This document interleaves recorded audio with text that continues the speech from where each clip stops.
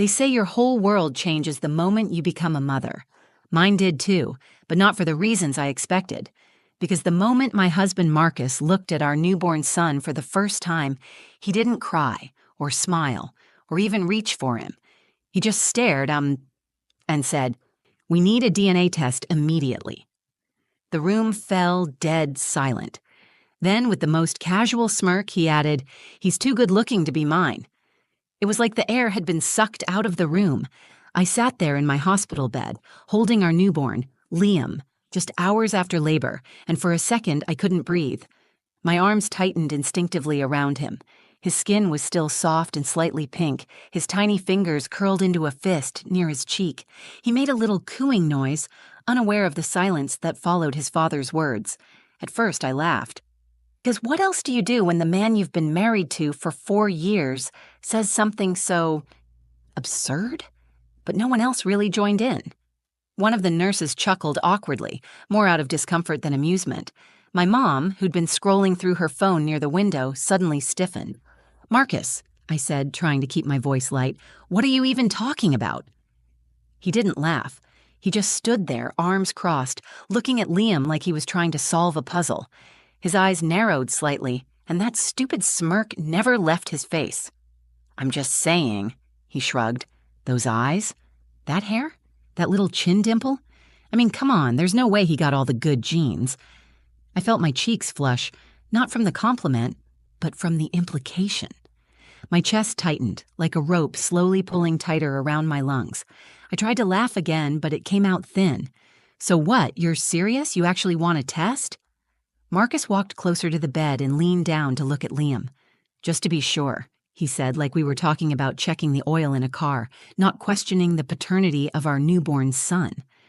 I felt a slow burn crawl up my neck.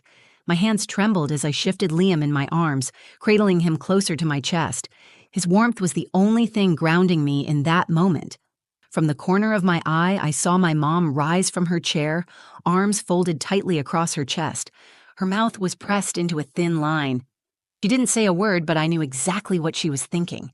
She never trusted Marcus, not fully, and maybe, in that moment, I didn't either. I looked at my husband, the man who held my hand through every appointment, who painted the nursery pale green and told me we'd name our son after his grandfather, and I saw someone else, someone cold, detached, suspicious. "Covering all the bases," he said again with a shrug, like it was no big deal. But it was a big deal, because suddenly everything felt different. The room, the joy, even Liam's soft breathing, it was all undercut by this shadow he had cast. Why did his words hurt so much? Wasn't I enough? Didn't he trust me? I didn't have the answers yet, but I knew one thing. The moment should have been beautiful, and instead it was the beginning of something I never saw coming. After Marcus made that comment, everything shifted. Not just in the room, but inside me. You'd think after giving birth, your only thoughts would be about the baby. Counting fingers and toes, memorizing their little size, falling in love over and over every time they blink. But instead, I couldn't stop thinking about him, Marcus, and what he said. We were discharged 2 days later. My mom insisted on staying with us for a while, to help. But I knew she didn't trust Marcus alone with me. I told her she was being dramatic. She didn't argue. She just gave me that look, tight-lipped, eyes soft with concern. Marcus, on the other hand, acted like everything was normal. He didn't bring up the DNA test again, not once. He changed diapers, made jokes, even took selfies with Liam for Instagram, writing captions like, "Already got my mini-me." I tried to let it go, to convince myself it had been a stupid joke, said at the worst possible moment. But something inside me had started to ache. A quiet, gnawing kind of ache, the kind you can't point to but you feel in your bones. It wasn't just the comment. It was how he looked at Liam sometimes, like he was trying to figure him out. I caught him one night standing over the crib just staring. He didn't notice I was watching. His brow was furrowed, eyes squinting a little like he was searching for something he couldn't quite find. When I stepped into the room, he jolted slightly and laughed it off. "Just wondering when he's going to start looking like me," he said. I smiled, but something about his tone made my skin prickle. Then little things started happening. things I might have ignored if I wasn't already on edge. A nurse from the hospital, Rachel, I think her name was, called one afternoon saying they were doing a routine follow-up. Her voice was polite, but I swear I caught a strange hesitation when she asked for Liam's hospital ID number. I gave it to her, and she paused for a beat before saying everything was fine. I asked her if something was wrong. She said no, but the way she said it didn't sit right. Later that night, I went through Liam's hospital papers and noticed something weird. The wristband they'd clipped on him at birth, one of the numbers was off from mine. Just one digit. A typo, maybe. But once you start doubting, you can't stop. I Googled newborn ID errors for hours. I fell down a rabbit hole I never meant to find. I finally showed Marcus. "Are you serious right now?" he said, laughing. "You were the one mad at me for even suggesting something was off, and now you're acting like the baby might not be ours." I opened my mouth to argue, but he kept going. "Sophie, you're tired. You just had a baby. Your hormones are all over the place. Don't let this get in your head." He kissed my forehead and walked away, leaving me standing there with a handful of medical papers and a head full of doubt. Maybe he was right. But if everything was fine, why couldn't I shake the feeling that something wasn't? I started checking things obsessively: his birth certificate, the bracelet, old ultrasound records, photos. I became someone I didn't recognize, a mother with a newborn in one arm and a browser history full of worst-case scenarios in the other. I didn't want to believe Marcus was serious about the test, but now, deep down, I wasn't so sure he was wrong to ask, and that terrified me. It was a few days later when Marcus brought it up again. He didn't do it during a fight or even with a hint of anger. He just said it casually, over coffee, like he was mentioning a dentist appointment. "So, I found a private clinic that does same-day DNA testing," he said, taking a sip from his mug. "Discreet, reliable." I blinked at him, unsure if I'd heard correctly. "You're still on that?" He looked up. His eyes were calm, but too calm. Controlled. "I think it'll just give us both peace of mind." Both? I didn't answer right away. I stared down at Liam, who was curled up on my chest, his tiny lips twitching in a dream. He was so peaceful, so perfect. The idea that anyone would question him, even his own father, felt like an insult. But at the same time, I had been questioning things too, hadn't I? The wrong ID number, the nurse's weird tone, the way Marcus stared at him in the dark like he was trying to solve a puzzle. "I thought you said you were joking," I whispered, still staring at Liam. Marcus shrugged. "Half joking, but seriously, Soph, wouldn't it help you too? You've been acting different, anxious." He wasn't wrong, but something in his tone felt off, not concerned, strategic, like he already had a narrative and was waiting for me to catch up. That night, I didn't sleep. I kept watching Marcus out of the corner of my eye. Not because I thought he'd hurt Liam, but because I realized I didn't really know him anymore, or maybe I never did. The next morning, I called the hospital. I told them I had a few questions about Liam's birth records. The woman I spoke to transferred me to someone else and then someone else again. Finally, I was put through to a hospital administrator named Ellen, who seemed cautious. "Everything looks fine on our end," she said after a pause.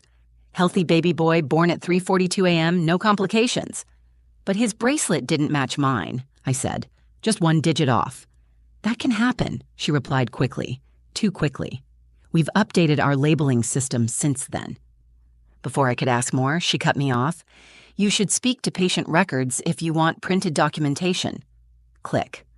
I sat there for a long time with the phone still in my hand.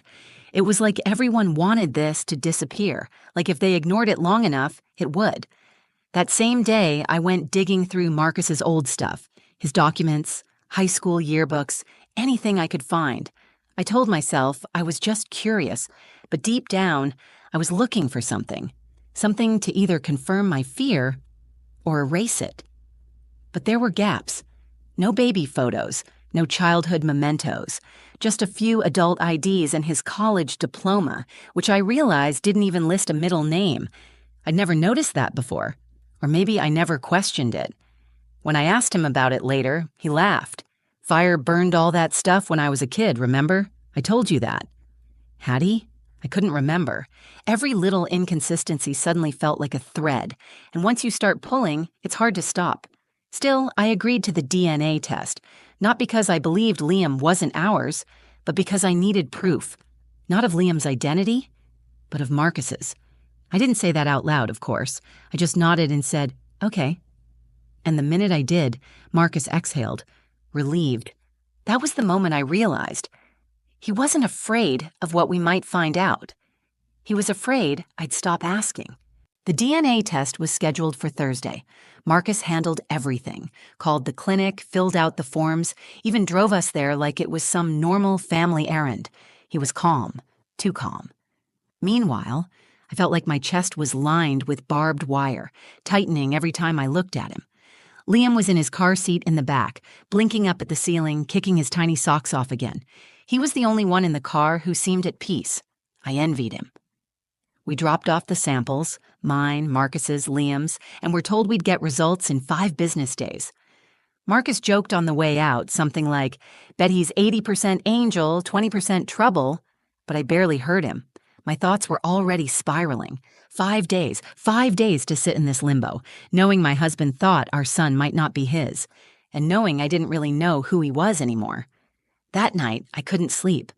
I laid in bed pretending to scroll my phone while Marcus dozed off beside me. But my mind wouldn't quiet down.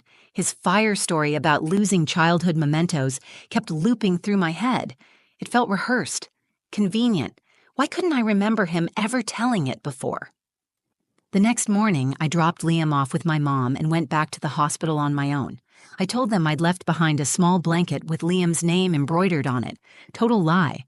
But it got me past the front desk and into maternity.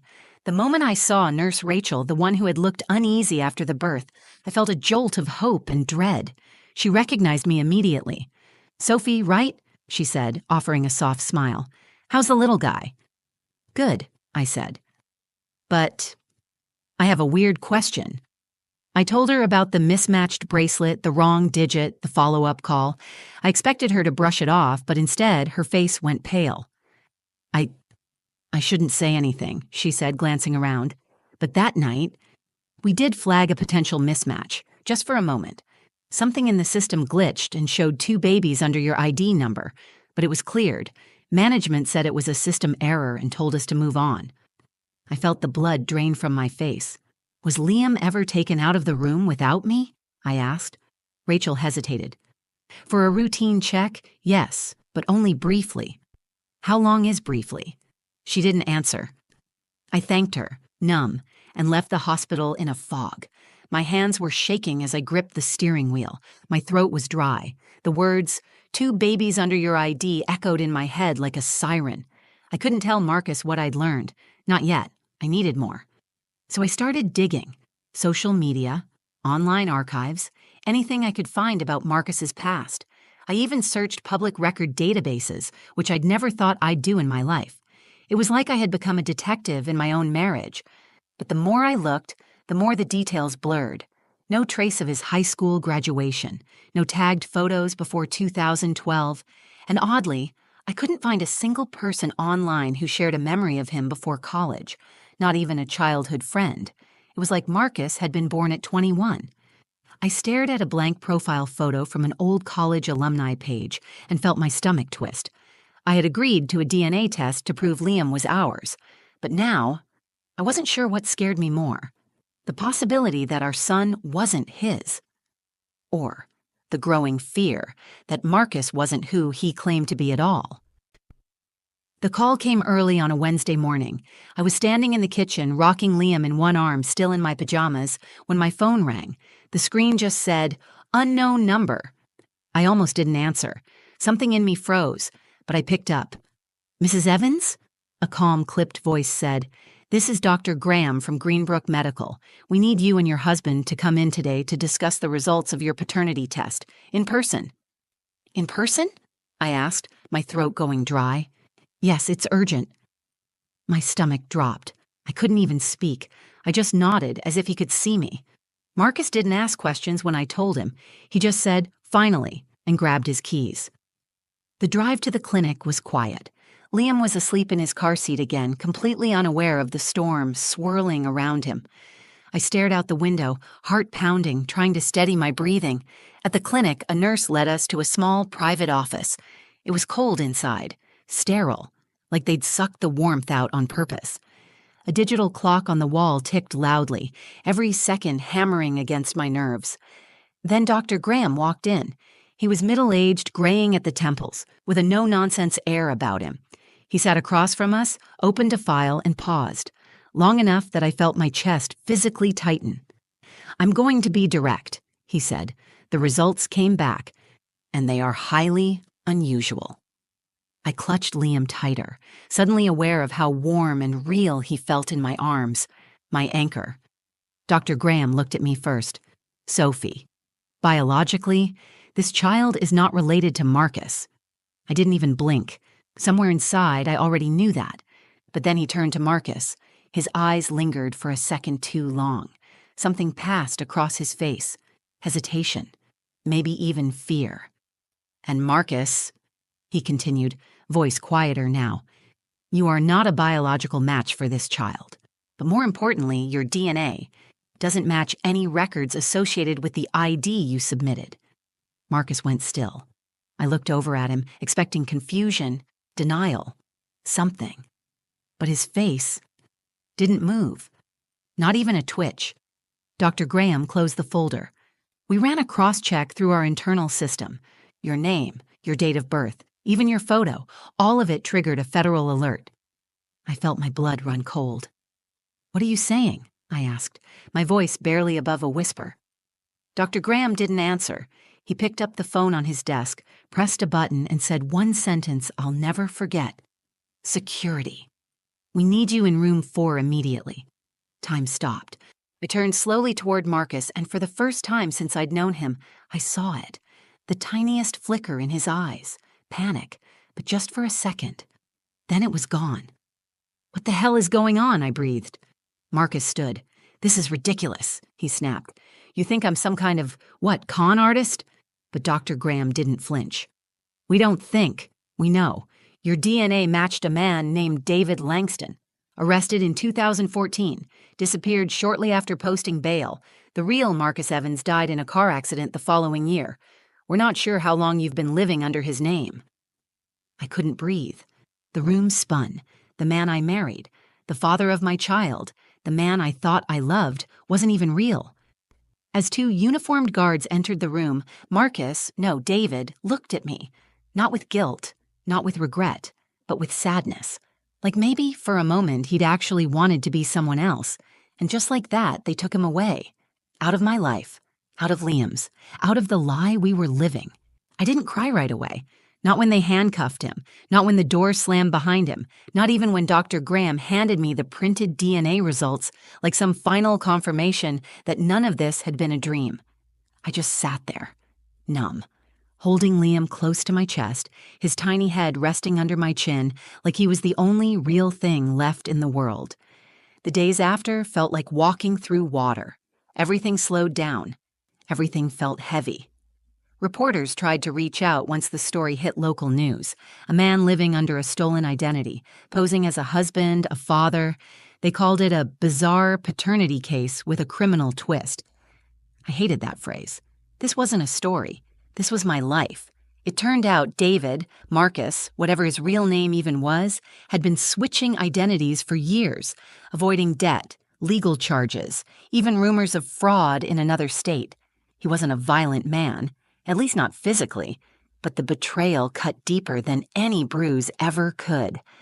What kind of person fakes their entire life just to be with someone?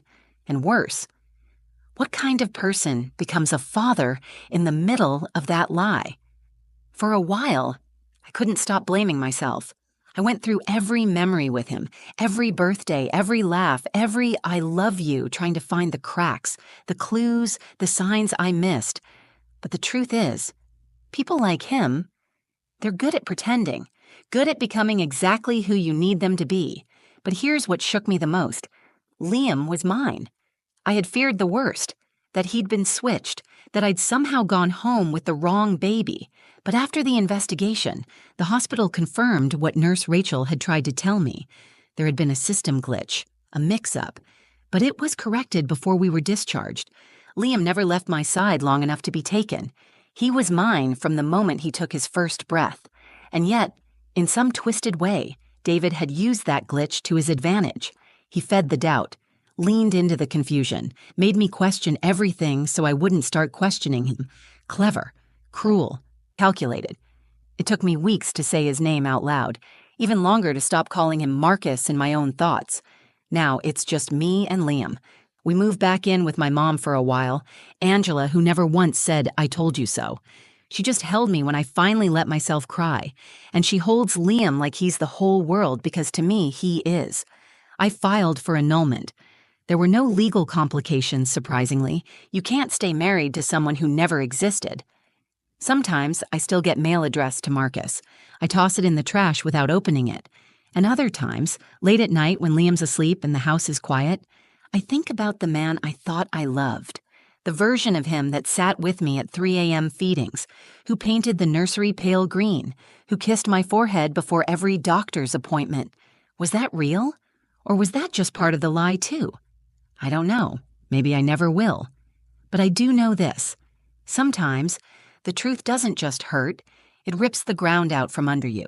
It forces you to rebuild everything from scratch, to figure out who you are without the person you thought would be by your side.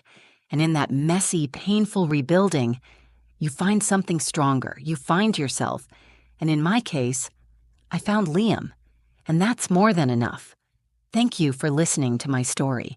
If you've ever found yourself questioning everything, your relationships, your reality, even your own instincts, just know you're not alone. Sometimes the hardest truths lead us to the strongest versions of ourselves. If this story moved you, made you feel something, or reminded you to trust your gut, please give it a like, share it with someone who might need to hear it, and don't forget to subscribe to the channel for more real, raw, and powerful stories like this one. Your support means more than you know, and who knows, maybe the next story you hear will be the one you needed most. Until next time, take care of your heart and trust it too.